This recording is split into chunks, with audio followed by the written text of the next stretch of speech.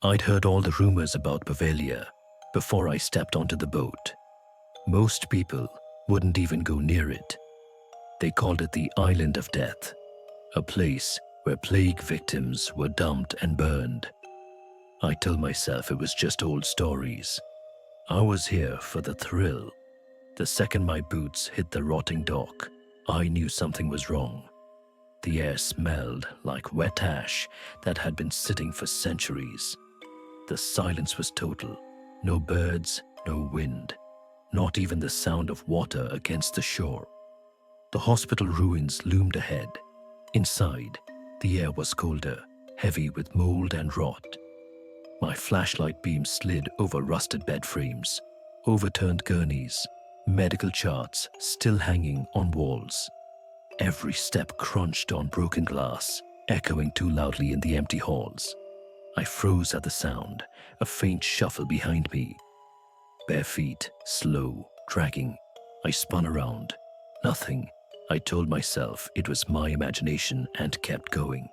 The deeper I went, the darker it felt. The air thickening, like the building itself didn't want me there. My flashlight flickered, then died. Pitch black. My breathing was loud in my ears. That's when I heard whispering, low, fast, in a language I didn't understand. It came from every direction. I turned to leave, but the hallway behind me stretched longer than before. The faint light from outside gone. Something cold and wet brushed my arm. I ran, stumbling through the dark. The whispering grew louder, almost desperate. Doorways I passed seemed wrong. Too narrow, too tall, some leading into rooms that didn't make sense. I burst into what looked like an operating theater. A rusted table stood in the center, leather straps dangling from its sides. My flashlight flickered back to life, just long enough for me to see the straps tightening on their own. I backed away, then saw the wet footprints, bare, human, leading straight toward me.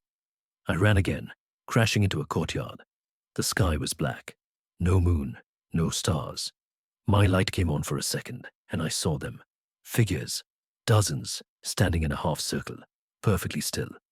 Pale, hollow-eyed, swaying slightly. I moved backward toward the dock, keeping my eyes on them. The whispering filled my head. One figure tilted its head, slow and unnatural.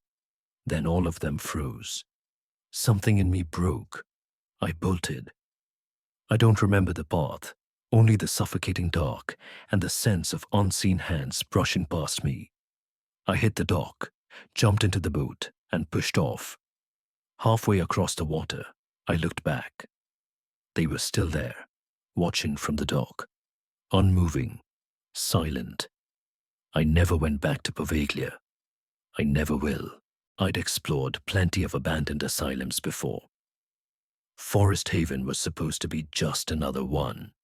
Empty halls, peeling paint, maybe some old furniture. But the moment I stepped inside, I knew this place was different. The air wasn't cold, like you'd expect from a deserted building. It was warm, humid, heavy, like the building itself was breathing. The first floor lulled me into a false sense of security. Broken chairs, scattered medical records, graffiti covering the walls. My footsteps echoed in a way that felt too close, like something was just behind me. At the top of the basement stairs, I hesitated.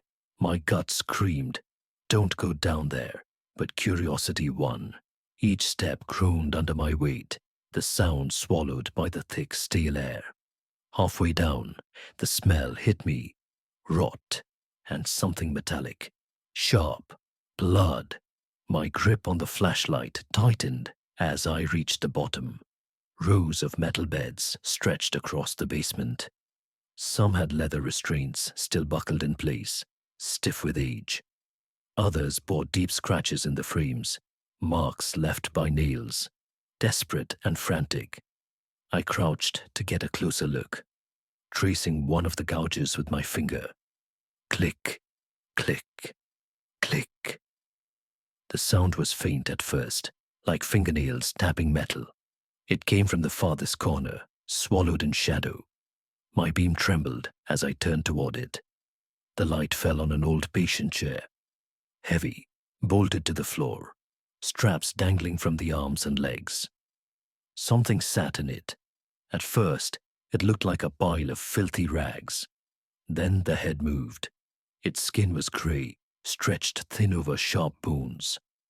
The eyes were milky white, rolling in their sockets, like it was searching for me.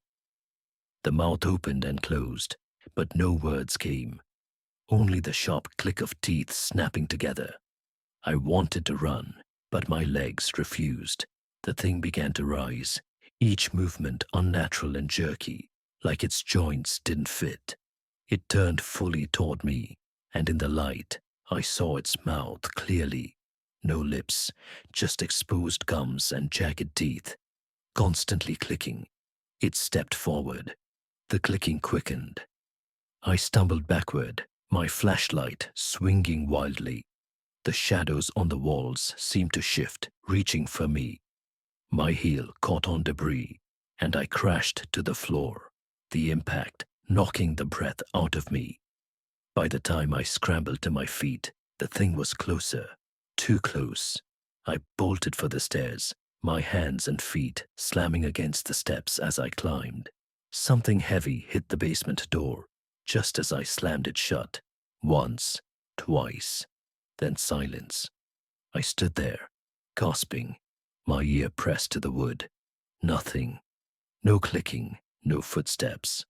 I didn't go back down, and for a long time, I didn't step foot in another asylum. I'd been to the Paris catacombs before, but only on the tourist route. Well-lit tunnels, guides, and safety rails. This time was different. I followed a friend of a friend, someone who claimed to know the secret entrances. We slipped through a broken gate and dropped down into the dark, leaving the hum of the city far above.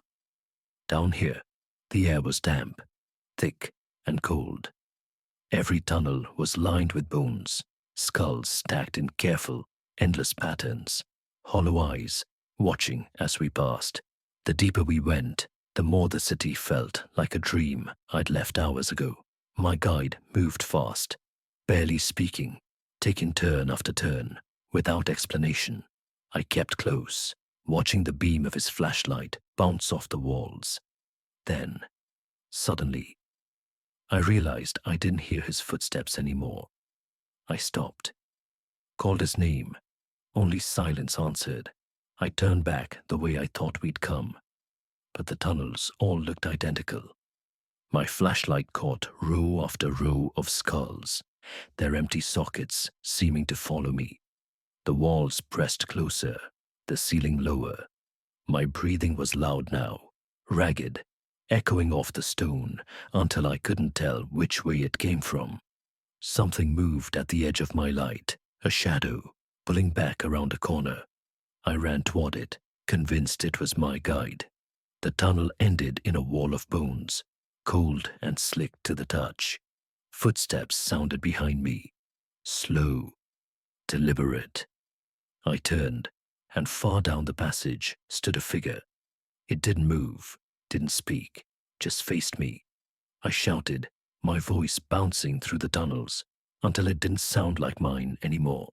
The figure tilted its head. Then it began to walk. No sound of footsteps now. No sound at all, except my heartbeat in my ears. I backed away, took another tunnel, then another. Dead end. Another turn. Dead end. Every time I glanced back, the figure was there, closer than before, as if the tunnels were bending to keep us together. My flashlight flickered. The beam narrowed, fading. I caught one last glimpse, just an arm's length away now. No face. Only blackness where it should have been. The light died. I don't remember running. I don't remember breathing. I just woke up on cold stone, near the entrance. My clothes damp. My flashlight gone.